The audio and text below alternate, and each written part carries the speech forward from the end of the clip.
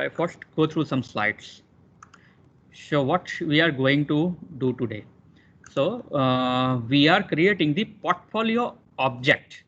We are creating the portfolio object to solve the optimization problem, portfolio optimization problem, and then we will also see the asset allocation in the next subsequent lab. So here we are creating the portfolio object to have the asset allocation and the portfolio optimization. So hope you understand now what is meaning of portfolio optimization and asset allocation.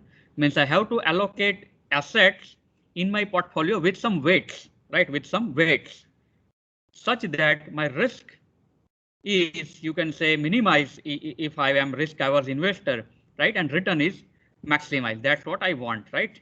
So that is the philosophy behind the portfolio optimization and the asset allocation. If I want to take more risk, then I have to find what is the expected return.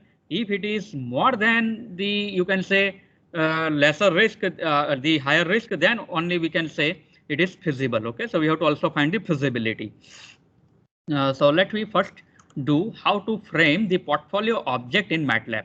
So here we have one, not a function, but we have facility in MATLAB to create an object which is itself is called portfolio. So this portfolio itself is a portfolio object for mean variance portfolio optimization and analysis. So in MATLAB, we have one object. Now we are going with the object oriented programming philosophy. So you have to recall some concept of it, not much more in deep, but what is the dot operator and all other things, right? How to get the properties of the object, how to set the properties of the object, and so on. So that you might have done in the C++ or Java. Okay. So we are using this portfolio object for mean variance portfolio optimization and analysis.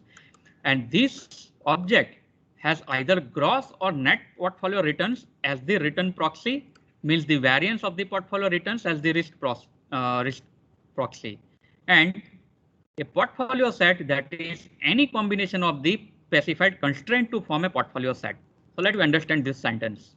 So this object has either gross or net portfolio returns. So what this object contains, it contains the returns, right, which is either gross or net. Now meaning of gross or net, net means if you subtract some charges like brokerage or taxation, etc., then it will be net, okay, net return. And if you will not subtract this kind of charges, then it will be gross return. Right now, to simplify our understanding, we forget about the taxation and the brokerage and other kind of charges, right? We only say focus on the gross return. Okay, so that's what is meaning to understand by gross and net portfolio return, which is as the return proxy. So it is actually mimicking the return. Okay, it is actually mimicking the return. And the variance of portfolio returns as the risk proxy. So we also require the values of the variance of the portfolio returns, right? So when we say portfolio returns, that means what? What is meaning of return? Anybody? Now I want a clear understanding of these terms. Which data should I enter? Return means what?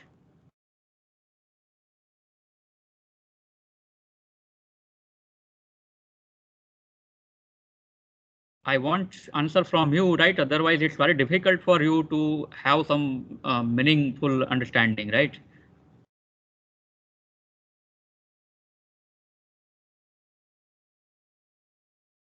These things are used practically, and if you understand which data is required at which point or for which variable, then only it means.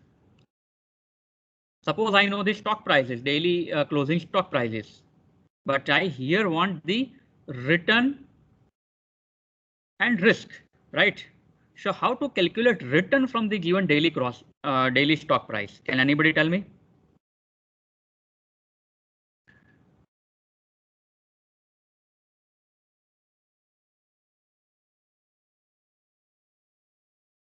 I want answer from you. It's very difficult for me to then complete this session because I'm not getting anything from you. Otherwise, I have to assume all things are understood by you. Suppose I have one Excel file in which I have a column of 500 days where I have a closing price of a stock of 500 days. But that price of one stock may be 1000, 1001. Other stocks may have the price of 100 and then 101 and so on. It's fluctuating around 100 or 105. Another stock has a stock price fluctuating around 1000. How to find the return from the daily data?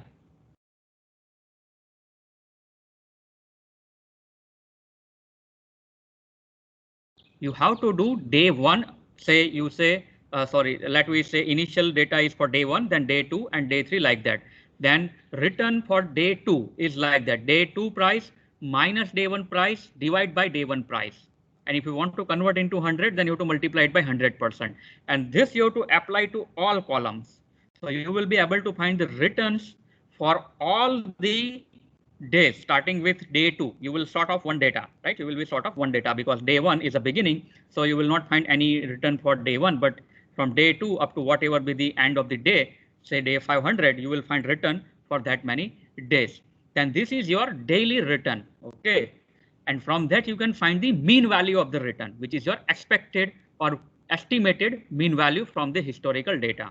Similarly, from that return column, you can find its variance. You can find its variance. You can find the variance, and that actually gives you the variance of that particular security. So be careful to understand this return, or you can say mean value, and the risk, or you can say the variance. So it's always required to calculate. Now we have multiple securities in portfolio. Then we have a covariance. We have to calculate the covariance, how the one security is having relation with the another security. So MATLAB has such function. So remember this term. OK. So these all are inputs to our portfolio object. And what is the other thing? And a portfolio set, that is any combination of this specified constraint to form a portfolio set. So we have to also enter some constraint. Constraints like I'm not allowing any short selling. So what is the constraint if I'm not allowing any short selling? What are the constraints if I'm not allowing any short selling? So I am only investor. I am not a trader. I have only long position. So what is the condition to be set for portfolio such that the no short selling is allowed? The weights of all the securities should be 0 to 1. It should not be negative and it should not be greater than 1, right? So we have to set such constraint. Now let me go to MATLAB and see this portfolio object and how to set this return, this risk in terms of variance or covariance, and then the constraints. OK, so we have to create a portfolio object and we have to set three things inside this. OK, so I hope you understand. And before I go to MATLAB, let me also clear about our goal of today's experiment. So this is the goal of today's experiment. I will illustrate a demonstrate some program, but you have to perform this experiment yourself, which is related to reading the historical prices of asset in portfolio and finding the mean and covariance matrix. So that is your first task. I illustrate the portfolio object here, how to find mean and covariance matrix here with some hypothetical data, but you have to work with the real data. How? You have to consider one portfolio with 5 risky assets that are listed on BSE. So you have to consider 5 stocks listed on BSE. I have given their name: Tata Steel, Reliance Industries, Hindustan Unilever, Wipro, and State Bank of India. So 1, 2, 3, 4, and 5. So these are the 5 securities. So you have to go to this site of BSE India and you have to get the historical daily closing price of last 5 years approximately. So approximately you have to get the data of last 5 years of all these 5 stocks with their closing price, daily closing price. And you have to create one Excel file, say experiment2a.xls as column data. And say in column 1 there is a date. Then in column 2, say Tata Steel and daily closing price. Column 2, Reliance Industries, daily closing price. Column 3, HUL means Hindustan Unilever and daily closing price, and similarly for Wipro and State Bank of India. So such Excel file you have to create, and then you have to read it in MATLAB. You have to read it as a table in MATLAB, and then you have to find mean of every asset and the covariance matrix. So there are 5 assets, so there are 5 different means. And what will be the size of covariance matrix? Can anybody tell me with this data, what will be the size of covariance matrix? I need input from you. What will be the size of covariance matrix with this 5 security in my portfolio? These are very elementary thing. If you understand, then only theoretically or practically you can implement anything here.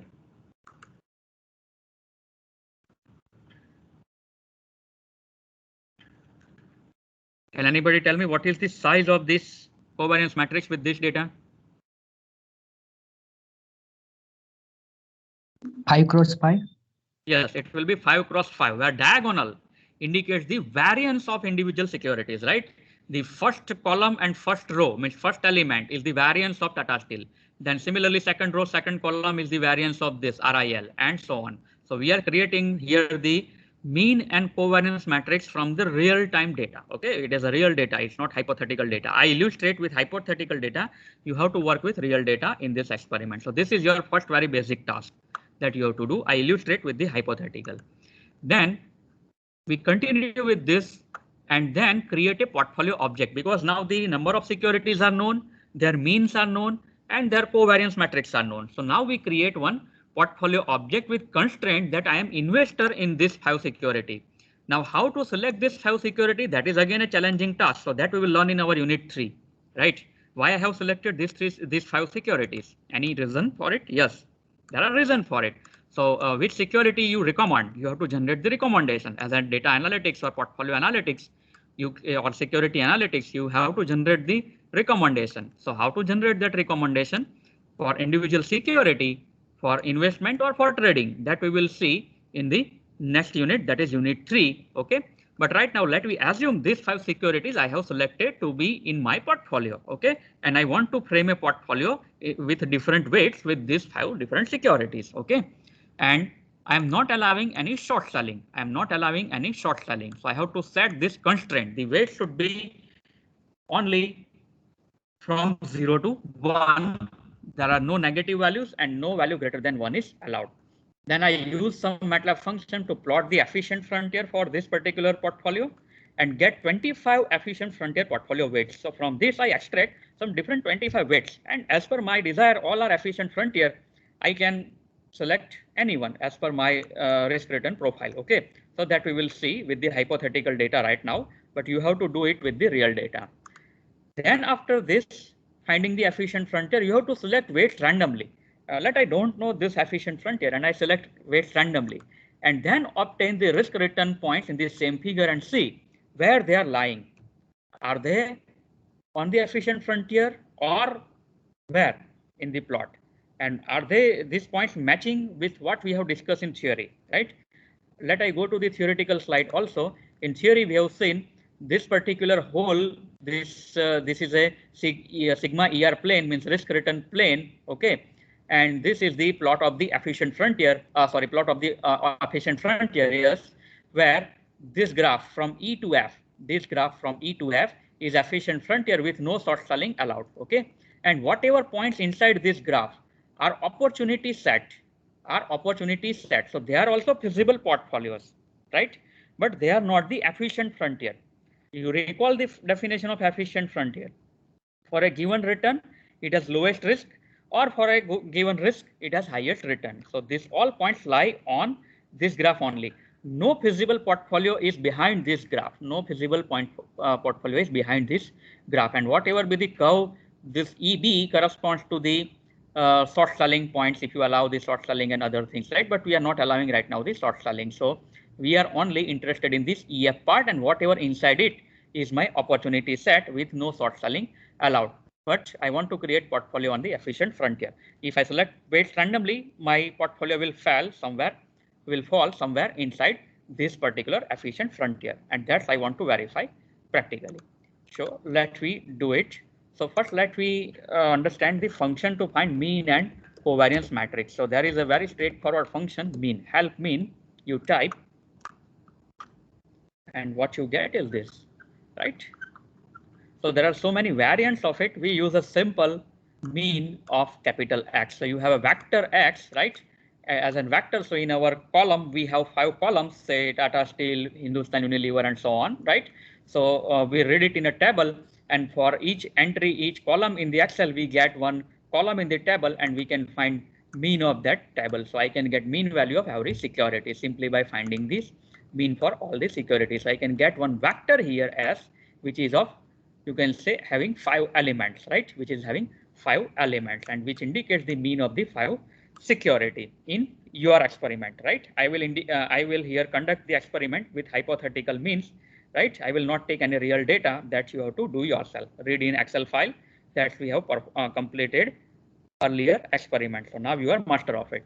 So I assume that's what you can do it right now. Then how to find covariance? So for that we have the function help COV. So you type help COV. So we are taking help of these two function help COV. Okay. So you have to find now here covariance of what? Security 1 with security 2, security 2 with 3, 1 with 3, then 2 with 4, 2 with 5, 3 with 4, and likewise, right? We have to find every possible covariance combination, right? So for that, what we need to find not only the vector, but we have to find a covariance matrix, right? We have to find the covariance matrix. So you can use this covariance function either to find only the variance if you have only single column, or if you have multiple columns, you can find the entire covariance matrix. So you can go through the help of this function. Now you have 5 columns available in Excel, which you have read it in MATLAB as a table columns, and then you run this covariance function on all the columns of it and generate one 5 cross 5 matrix, which is the covariance matrix. Now that is your task. Somehow you have to do it, right? Because it is very simple thing now, which I leaving to you. Okay. So I hope you understand the first step. You have to create an Excel file, right? Read the Excel file in MATLAB. In table, you have the table columns. From that, you have to find 5 different means, and you have to find a 5 cross 5 covariance matrix. So I hope that task is clear. Any doubt in that? And I expect this all you do yourself. If I will do it, then you will not have a feel on your side what difficulties you face. And MATLAB is the easiest software to do this data analytics. Later on, if you can transfer to any other platform, you might experience some more difficulty.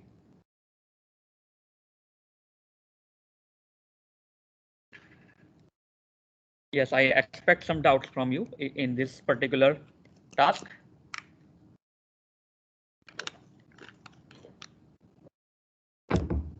Okay, so now let me go to the next task that I have given to you.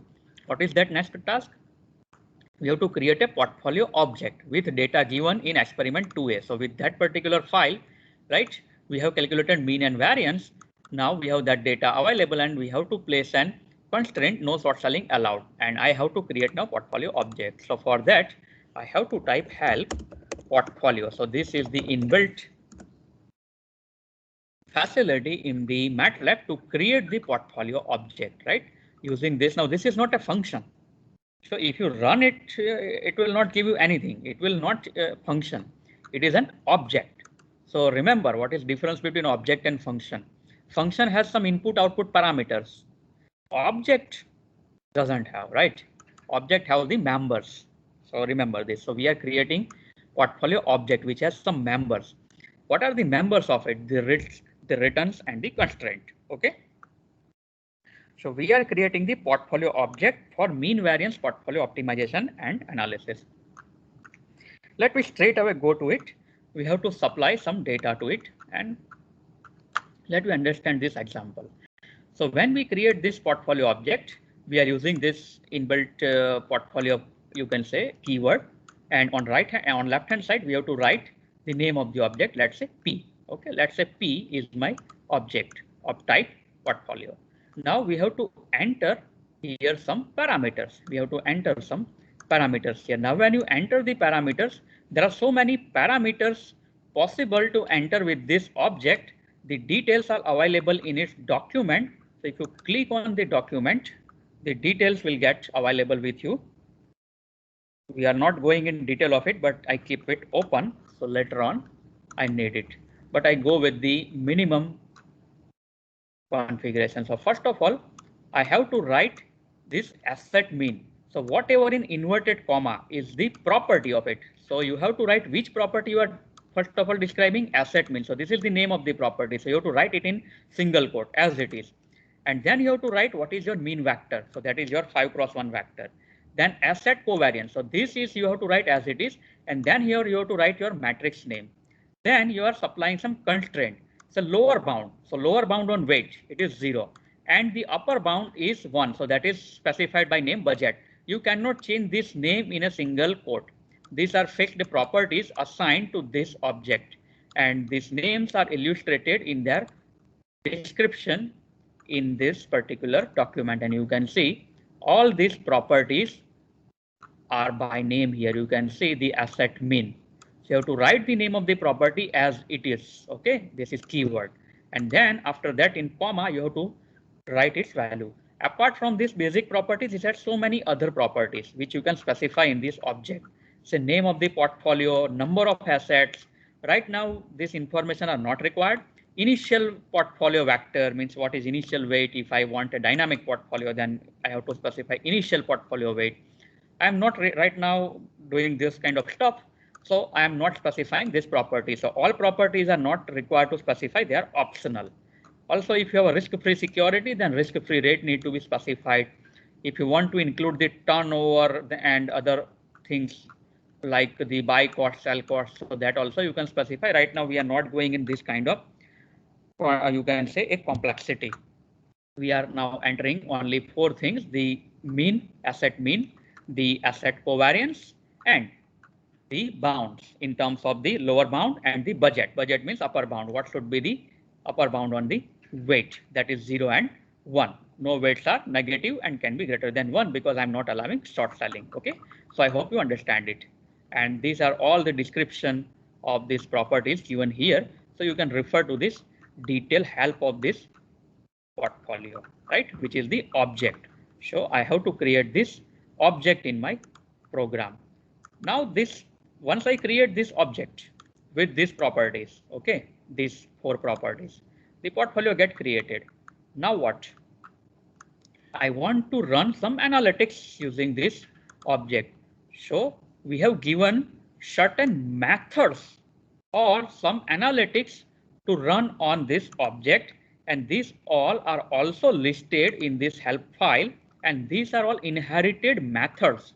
So with the given data in this object, there are certain theoretical equations the MATLAB can evaluate and return it directly if you run certain inherent methods on this object. So these methods are like running functions, but these functions are only applicable for this object, which is a portfolio object, not for any general MATLAB data, right? So remember this.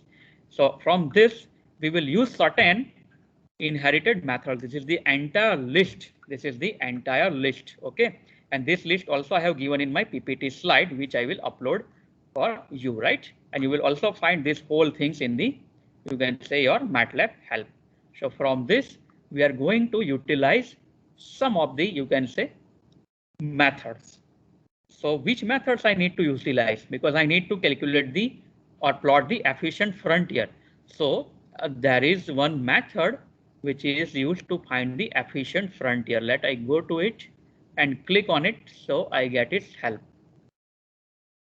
Yes, estimate frontier. See, it's estimate portfolios on efficient frontier, right? So this is the one of the method that we are utilizing. If I click on it, you can see you have to write it like this: estimate frontier and then object. What is object here? P, or object and number of pots. How many number of values you want? How many number of portfolios you want to display which are on this efficient portfolio or efficient frontier plot? Okay, so we are using this particular function. Now this is only efficient portfolio. I want to have my random portfolio and I want to find the risk and return. So that we will do later on, but let me first do this with the hypothetical data and we understand it. The creation of portfolio and obtaining the efficient frontier. I hope you understand it. So I go to my MATLAB program. Yes, I have created this program for you to just demonstrate you how to actually work with the data obtained from the sites, BSC site, and loaded in your Excel file and then loaded in the MATLAB. That part I am leaving to you. So I start with initialization here, say clear all, close all. Let I say only 3 security for illustration, not the 5. You have 5 securities. These returns are hypothetical values that I am using, but you have to take the actual values from historical data. You have estimated returns. Okay. So you have this vector available from actual data. I am taking this randomly or rather hypothetically. Okay. And this is the 3 cross 1 or rather 1 cross 3. You can say vector. So it is having the 3 security portfolio and covariance matrix right now is a 3 cross 3. And you can see there are some data I have taken, but this matrix is always a symmetrical. Okay, this matrix is always symmetrical and positive definite, means its eigenvalues are positive. Its eigenvalues are positive. Remember, this matrix covariance matrix has some property. It is a symmetric and positive definite, means its eigenvalues are positive. So I hope you are able to recall the eigenvalues. Okay, then I create the portfolio object like this. P is equal to portfolio. Then what I write in single quote asset mean. But which vector specify my asset mean? Returns. So there are 3 assets and 3 means. So I have to specify this here. Then asset covariance. This is property. So keep this name as it is given in the MATLAB help file. And which matrix specify the covariance? Covariances, which is 3 cross 3 matrix. Okay. And all the weights, there are 3 weights now, W1, W2, W3. Have lower bound. This lower bound is name of property. So keep its name as it is 0. And budget, which is the upper bound on weights, it is 1. That's it. Okay. And then I run this p dot plot frontier. So this is also a method. So see, if you go to the help of this, let I go back and plot frontier. So plot frontier is also one method. Yeah, this is plot frontier. So you can plot directly efficient frontier. So this is also method, plot frontier object. If you have created this object with the data, then you can directly plot the efficient frontier. Means whatever we got in theory, this graph, right, EF, we get it here practically for our data. All right. So we use this plot frontier method. Okay, this plot frontier method. The method only operate on the particular object. So object is to be created a priori. Okay, that is the requirement. So I have done it here. You can see in my program. Then I want to estimate, sorry. Then I want to display the value, right? This plot gives me plot of so many portfolio. There are infinite number of points on it. Actually, there are finite number of points MATLAB has used. It looks like a continuous plot. So I want to find some 25 points from it. So I use the method called estimate frontier that I illustrated for 25 different portfolios. So let I get 25 such portfolios on efficient frontier. I have a graph. I extract the 25 points and display. And whichever I like on it, I can choose for creating my portfolio. So I create it. So I run up to this point and I hide all other part that we will do later on. So let I comment this part. Yes, and I run up to this point.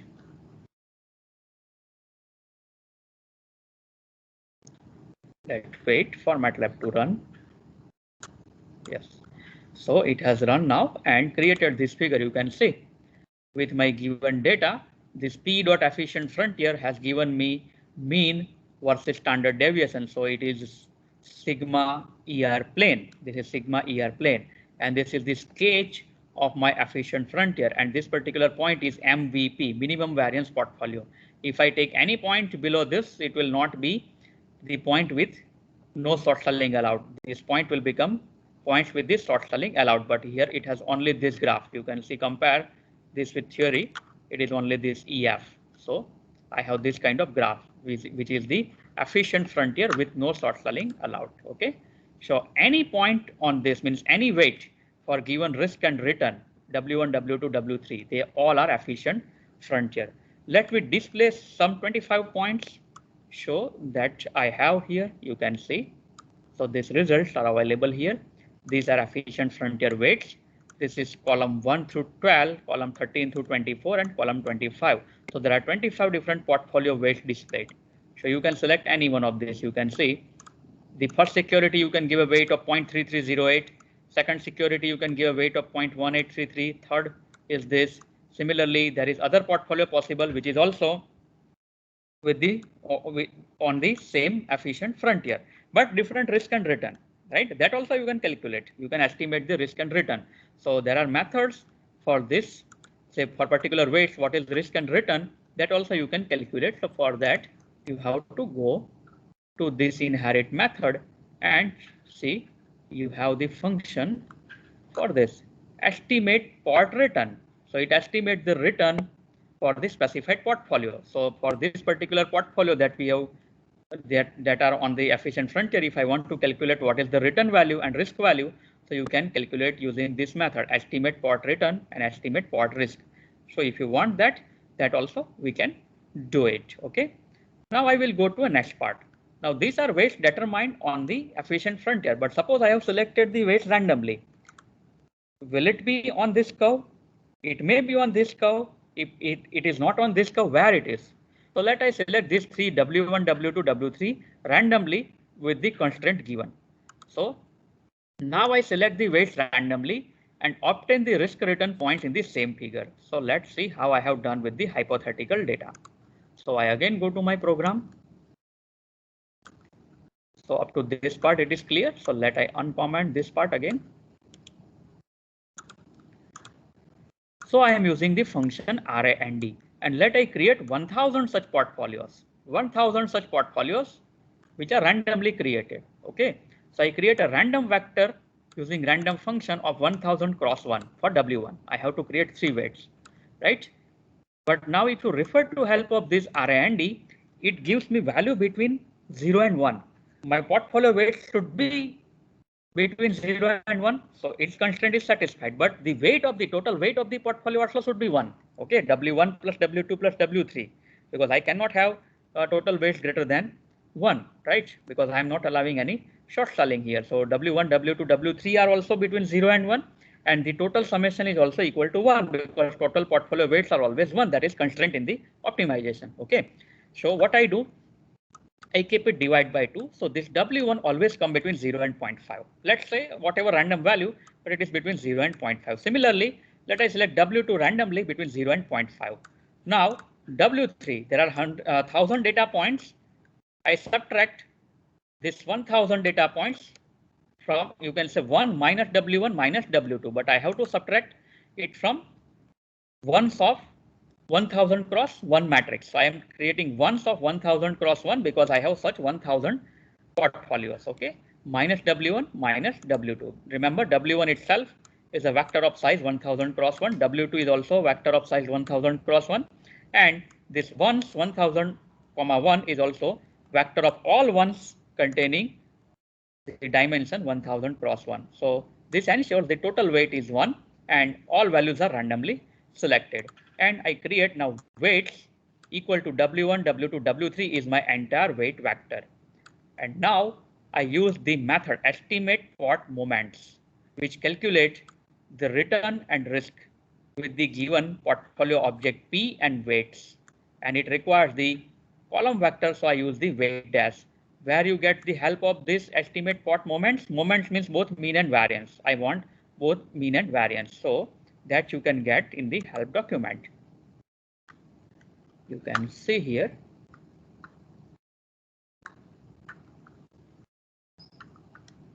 Yes, estimate port moments. You can click on this. So it will have object and some portfolio weights. Here we have created this portfolio weights randomly. Okay, so I have to enter that. Object name is P. And what it will return? PRSK means risk and return. The risk is given by here standard deviation. Okay, and that will give me also return. And that points I will sketch in this same plot where I have my efficient frontier now. Okay, so I hope this thing is clear.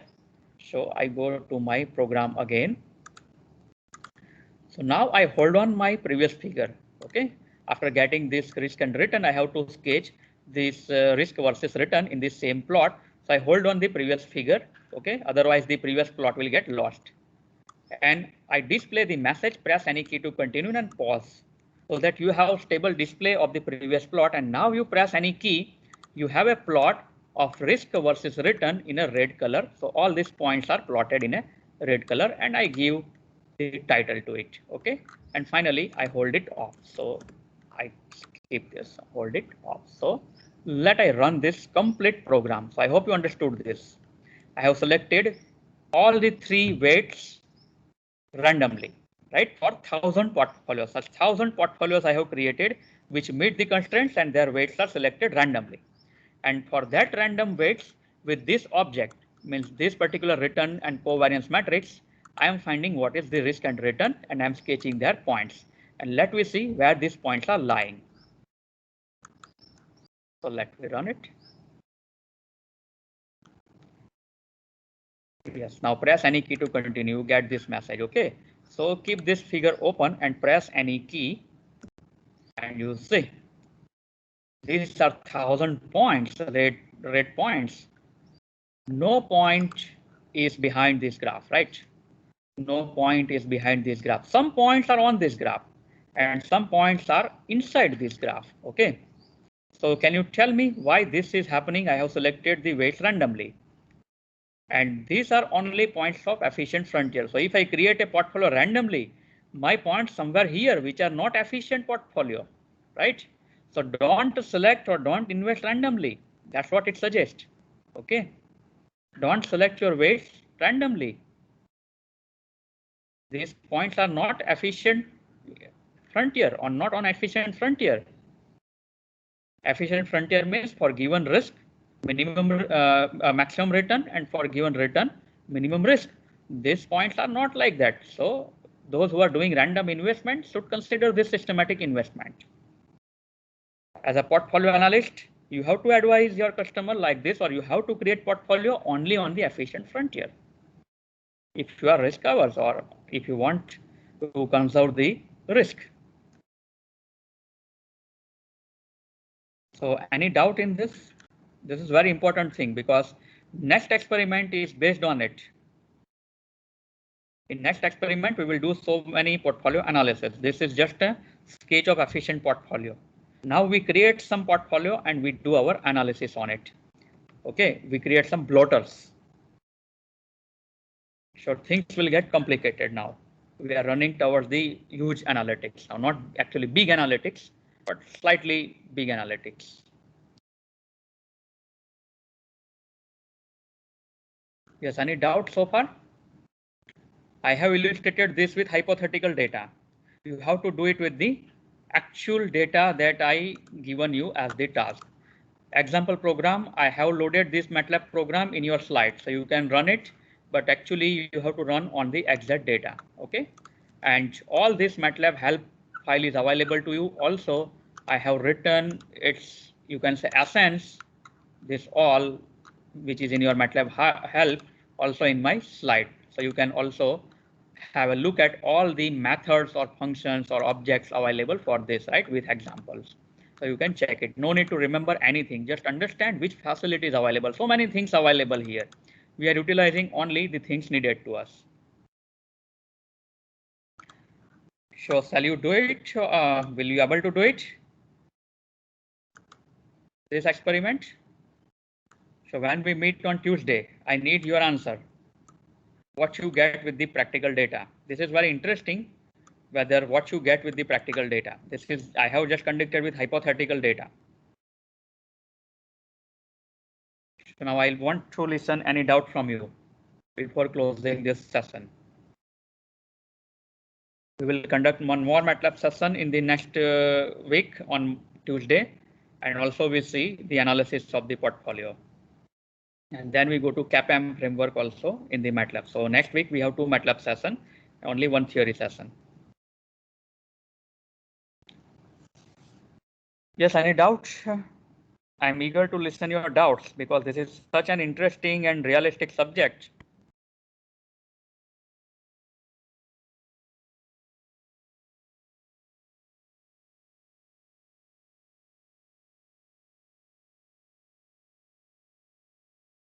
And with the facility available in MATLAB, any real world analysis on data you can do.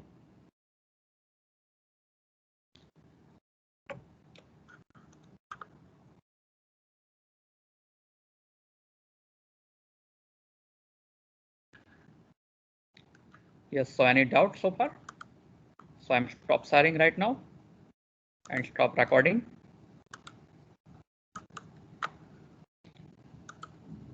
So for attendance, I think you have to complete